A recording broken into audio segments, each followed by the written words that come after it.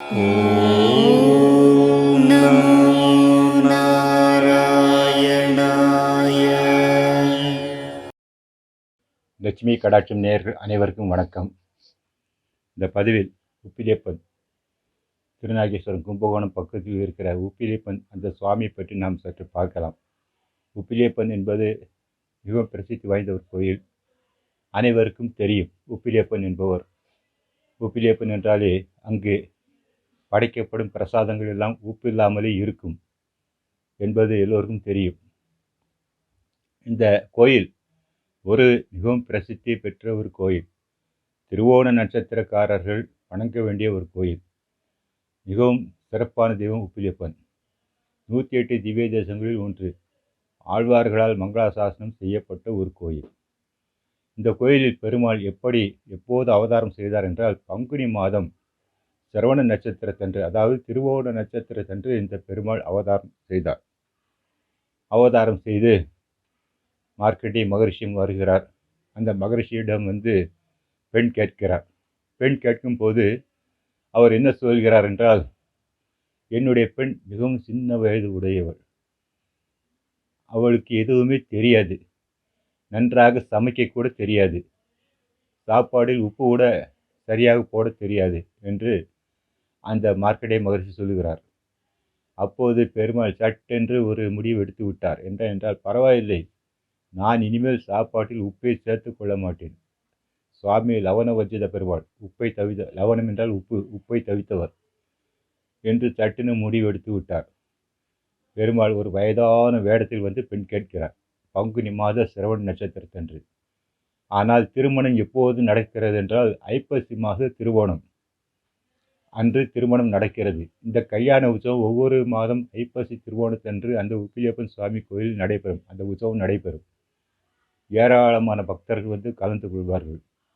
அதன் அடிப்படையில் இந்த கோயிலில் உள்ள ஒரு மிகப்பெரிய விசேஷம் என்னென்றால் திருவோண தீபம் ஏற்றுவார்கள். அதாவது ஒவ்வொரு மாதத்தில் ஒரு திருவோண நட்சத்திரம் வரும். அந்த திருவோண நட்சத்திரத்தில் தீபம் ஏற்றுவார்கள். அகண்ட தீபம், வால் தீபம் என்று. அந்த தீபம் அந்த உட்பிரகாரத்தை வலம் வருவார்கள். அதன் பிறகு கோயில் வெளிப்பிரகாரத்தில் வலம் வருவது வழக்கம். அந்த நேரம் பக்தர்கள் என்ன கேட்டாலும் சரி, அவர்கள் வாழ்வில் ஏராளமான பிரச்சனைகள் இருக்கும். அந்த பிரச்சனைகள் எல்லாம், அதாவது ஜோசியம் கேட்கிற மாதிரி கேட்டால் அவர்கள் அருள்வாக்கு சொல்வார்கள். அவர்கள் பிரச்சனைகள் எப்படி தீரும், எப்படி தீர்க்கலாம் என்று ஒரு அருள்வாக்கு சொல்வார்கள். அவர்களிடம் நாம் கேட்கலாம். அந்த தீபம் வலம் வரும்போது கேட்டால் அவர்கள் எல்லாமே சொல்வார்கள்.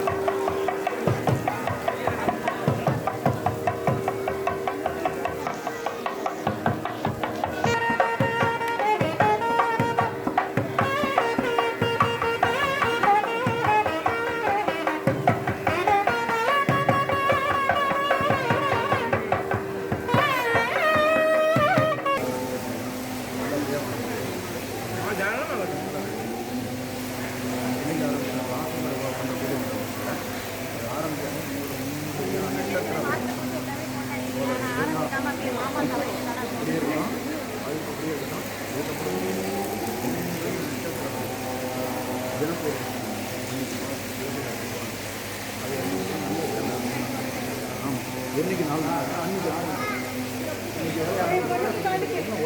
குழந்தைக்கு பிறந்த நாள் ஆசீர்வாதம்.